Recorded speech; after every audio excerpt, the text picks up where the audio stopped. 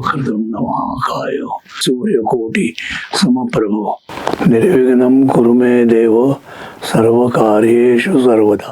गुरुर्ब्रह्मा गुरुर्विष्णू गुरुर्देवो महेश्वरा गुरु साक्षात् परब्रह्म तस्मै श्री गुरवे नमः. गणेशप्रिया योगिराजा समर्था महातापसी पूर्णवाद प्रणेता दया पावना पौर्णिमा पूर्णचंद्रा नमस्कार माझा सद्गुरु रामचंद्र. श्री सद्गुरुनाथ रामचंद्र महाराज की जय. महाराज की जय. श्री गुरुदेव दत्त मंगलमूर्ती मोरी की जय. सद्गुरु डॉक्टर रामचंद्र महाराज पारनेरकर यांच्या 111व्या जयंतीच्या निमित्तानं मला आपल्याशी संवाद साधता येतो आहे हे मी माझं भाग्य समजतो.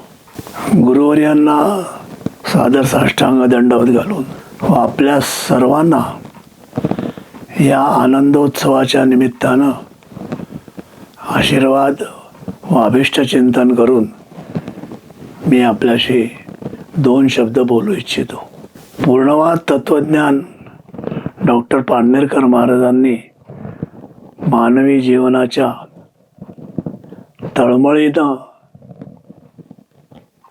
लिहिलं आणि पुढे आणलं. तळमळ दोन्ही ठिकाणी होती. मानवी जीवनाच्या सुखासाठी, यशासाठी, कीर्तीसाठी आणि त्याला या जीवनात यशस्वी होण्यासाठी हे तत्वज्ञान अत्यंत महत्त्वाचं आहे. यात एक शब्द फार महत्त्वाचा येतो आणि तो म्हणजे विद्या आहे. विद्या आणि अविद्या असं प्रकरणही याच्यात आहे. विद्येसंबंधी अनेक वाद आहेत आणि दुसरा शब्द ज्ञान असं आपल्याला ऐकायला मिळत असतं. त्या ज्ञान श्रेष्ठ का विद्या श्रेष्ठ असा कधी कधी वाद असतो. विद्येबद्दल आपण जे सुभाषितं ऐकतो ती सुद्धा आजच्या मुलांना माहीत असणं आणि सर्वांनाच माहीत असणं आवश्यक आहेत. न चोरहार्यम न च भातृवाज्यम व्यये कृते वर्धत एव नित्यम विद्याधनम सर्वधन प्रधानम. क्षणशः कणशश्चैव विद्या मर्थंच साधयेत क्षणत्यागे कुतो विद्या कणत्यागे कुतो धनम. गुरुशुश्रूषया विद्या पुष्कलेन धनेन वा अथवा विद्या विद्या चतुर्थो नोपलभ्यते. विद्या अनेक आहेत असंही आपण ऐकतो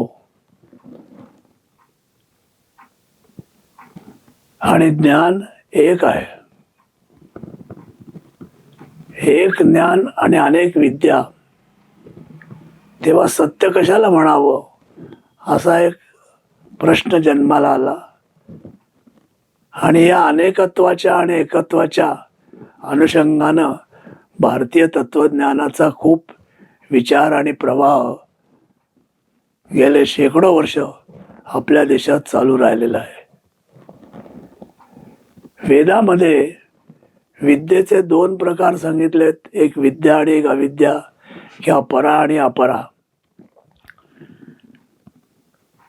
16 विद्याही सांगितल्या आहेत. त्या व्याहृतींच्या संदर्भाने सांगितल्या आहेत. एकूण 7 व्याहृती आहेत. ओम भू, ओम भुवा, ओम स्वाहा, ओम महा, ओम जना, ओम तपा, ओम सत्यम. यातल्या ज्या पहिल्या 4 व्याहृती आहेत त्याची प्रत्येक व्याहृतीची चतुर्थी करणं म्हणजे 16 विद्या होतात महापर्यंतच्या. आणि मग त्याच्या अंतर्गत बाकी सर्व येतं असं वेदांचं सांगणं आहे. वेद आपल्याला संपूर्ण ईश्वराविषयीचं ज्ञान देतात आणि म्हणून त्याला वेद म्हणतात. आणि एकेका अंगाच्या ज्ञानाला विद्या असं म्हणतात.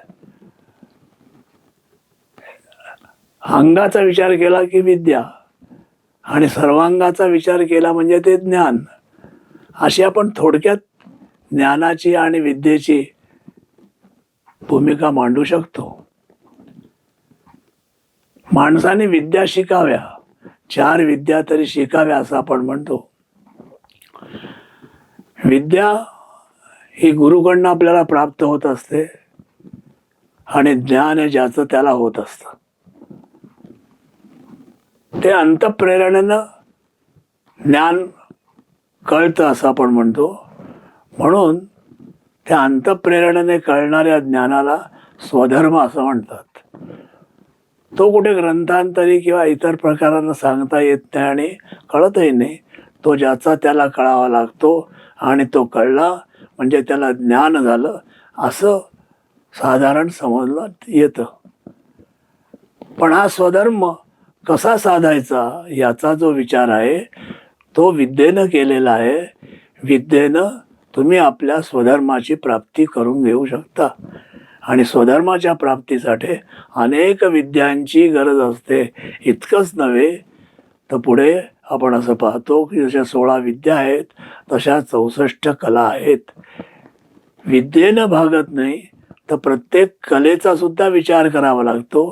तेव्हा 16 आणि 64 अशा एकंदर विद्येचा विस्तार आहे. हा सारा विस्तार आपण जरी लक्षात ठेवला तरी आपल्याला कला म्हणजे काय आणि पूर्णवाद जीवन ही एक कला आहे असं म्हणतं याचा अर्थ काय हे आपल्याला सहज लक्षात येईल. ती ईश्वराची एक कला आहे. ईश्वराजवळ 64 कला आहेत म्हणजे अनेकत्व आहे. हे जगाकडे आपण पाहिलं की आपल्याला अनेकत्व दिसतं, पण स्वतःकडे पाहिलं की आपल्याला जरी आपल्या ठिकाणी अनेकत्व असलं तरी आपल्याला एकत्व भासतो. मी म्हणजे मी असं आपण एकटं म्हणत असतो, पण आपल्याला 2 हात, 2 पाय, 2 डोळे असं त्याचं अनेकत्व असतं.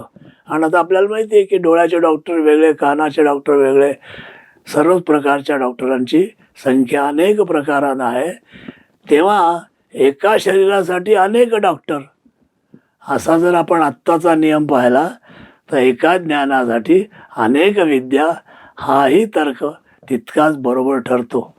प्रत्येकानं अविद्येचा अभ्यास करावा म्हणजे जगाविषयीचं ज्ञान करून घ्यावं, आणि विद्येचा अभ्यास करावा म्हणजे त्या संपूर्ण विद्यांचा एकत्वानं विचार करणं आणि तो ज्ञानापर्यंत नेणं याला विद्या असं म्हणतात. आणि म्हणून शौनकाने प्रश्न विचारला की एकस्मिन् विज्ञाते सर्वमिदं विज्ञातं भवति. एक असं काय आहे जगात की जे कळलं की मला सर्व काही कळेल.